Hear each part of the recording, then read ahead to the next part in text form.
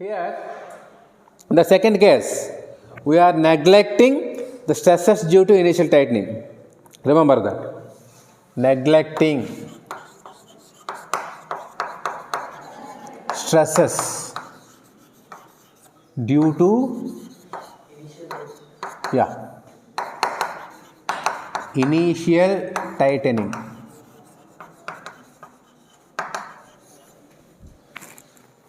So there are no stresses due to initial tightening. Well, the only stresses are due to the external load. And again here there are three cases. The first case is tensile stress. In this, the bolt may be subjected to tensile stress, and the bolt may be subjected to shear stress, and the bolt may be subjected to both combined tension and shear. Combined tension and shear stresses. So you know by this time what is meant by tensile stress and what is meant by shear stress. So here the type of stress developed in this setup is tensile stress, because here the bolt is subjected to tensile loading. It is being pulled like this. So the bolt is being separated. The bolt is resisting the separating force. So that's why it is being stretched. Okay? Well, so in this case, what is the resisting area? Tell me. So here you are pulling it out like this. So if it fails, it will fail at this point. That means, so if you stretch it like this, here a small neck is formed, its diameter is reduced, finally it will be broken, just like our tensile stress setup. Okay? So here this area, ekkadaithe manaku break avutunnado, the area where the breakage takes place. So that area is called as resisting area. Okay? So what is the resisting area in this case?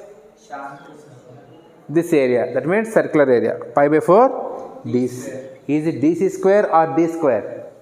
DC square. In case of tensile stress, it is DC square. So we know that stress is equal to P by A. So stress area is equal to P by stress. So this is pi by 4 DC square is equal to P by stress. Now if you want DC, square is equal to 4 by pi into P by rho, and DC, if you need DC, is root over 4P by pi into sigma. That's all. So that is the formula which is used to determine the diameter. Of course, here we have considered only one bolt. If there are number of bolts which are used to join, then what is the resisting area? It is N into A. A is the area of one bolt cross section. If there are two bolts, two areas. If there are three bolts, three areas. If there are N bolts, there are N areas. So that's why I will incorporate N also here. So N into this one. So here into N. So N into pi into sigma. Okay. So this is the tensile stress. Now let us assume that there is no tensile stress for the time being. So here in case of tensile stress, it is being stretched and it may be broken. Say for example, if this is the bolt, now I am applying stress like this. After some time it will break in the middle. So that is due to the tensile stress. Now I am applying force. One on in this direction and another one is in this direction like this. Of course, the being small, it is resisting my force. Okay? Right. Now this is subjected to force like this.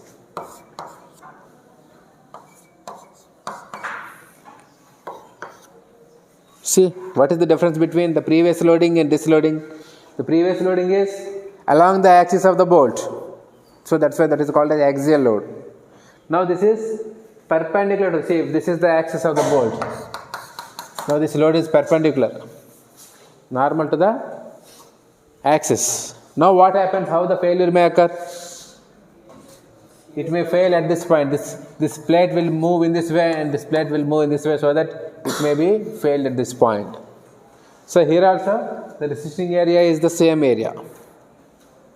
But here we consider the major diameter. Previously here it is minor diameter, core diameter. Here we consider major diameter. Okay.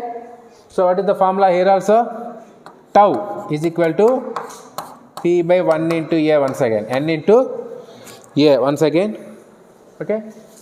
So A is equal to P by N into tau. So A is equal to pi by 4 d square. It is not d square. In case of shear stress, it is major diameter only.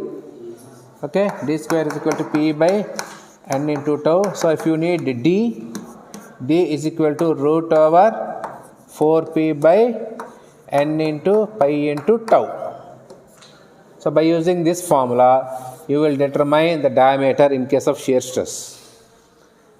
In case of tensile stress, you will determine it. You will determine the core diameter directly, and then you will determine the nominal diameter. And we know that unless the pitch is given, DC is equal to 0.84 d. If pitch is given, there is another formula that we have discussed, right? So this is about shear stress. So here the bolt may fail in any of the two cases. Now there is another case in which the bolt is subjected to both tensile as well as shear stress. Can you tell me how the loading should be? If the bolt has to be in tension and under tension and shear, then how should be the loading? See, now in this case, the loading should be like this. So this is only pure shear. Now observe what happens. Here the loading is inclined. In this case, how do you determine? So which type of stresses are developed in this case? Tensile and shear. Both tensile and shear. How?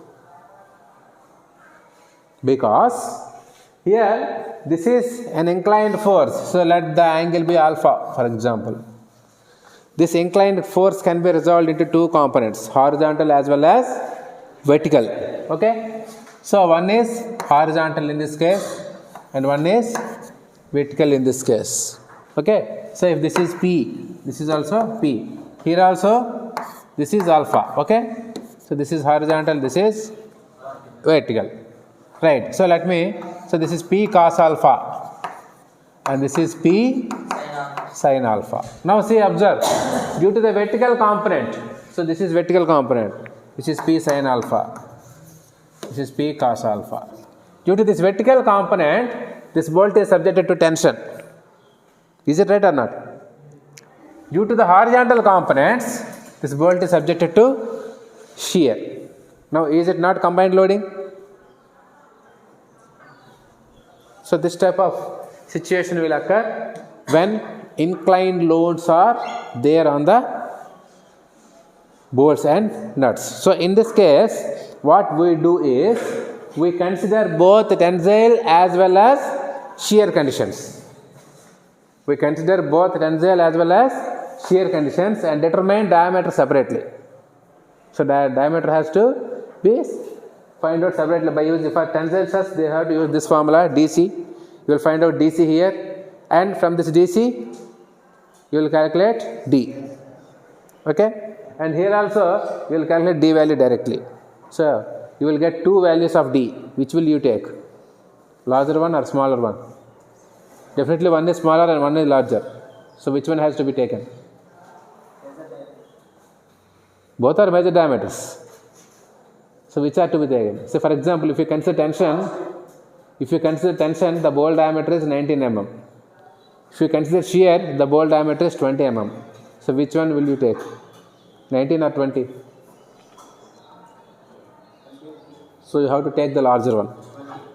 we have to take the larger one. If you take 19, so that 19 mm diameter is enough to withstand the tensile stresses. But in order to withstand shear stresses, you need at least 20. Since you have taken 19, it may withstand tension, but it will fail definitely under shear stress. If you take 20, so it will definitely withstand shear and it will also withstand the tension. Because here we are determining the diameter means we are determining the minimum diameter. It should not be less than that. So if you take 20, actually for tension it is 19 only required. But you have taken larger one. It is extra safety, no issue. Okay. So you have to calculate the diameter based on the shear conditions and tensile conditions, and then you have to take the larger one. Okay. And then you have to check for the safety. So check for safety has to be done in this case, the third case only. Check for safety. So this can be done by using the principal stresses. This can be done by using the principal stresses. So maximum shear stress. There is a formula. You just note down all these things. Root over sigma t square plus 4 tau square. And maximum normal stress. So these are not there in your syllabus, derivations. Just learn formulas only.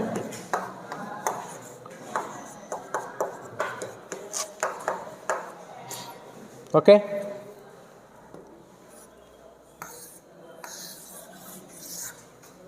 So what you have to do is, in this case, first of all you have to calculate the maximum shear stress. How will you get that? So you will have the value of stress, that is the tensile stress due to the vertical components of the load, and tau shear stress due to the horizontal components of the load. So by using these two stresses, you will calculate the maximum shear stress. Similarly, by using this formula, you will calculate the normal shear stress. Now, by using these two values, for example, shear stress, tau max is equal to P by 4 d square. If you take this is the tensile stress, maximum tensile stress, tau max is equal to same P by 4 dc square. Now you will calculate dc and d. So from this dc you will calculate once again d. So here d is directly available, and here by using this formula dc is equal to 0.84 d, so d is equal to dc by 0.84. Now from this you will get 1d value by considering the normal stress, and by considering shear stress you will get another d value. So both are to be compared and the larger one has to be taken. So that is how you can solve this problem. So these are the stresses which are developed due to external loading. In this case we are neglecting the initial stresses.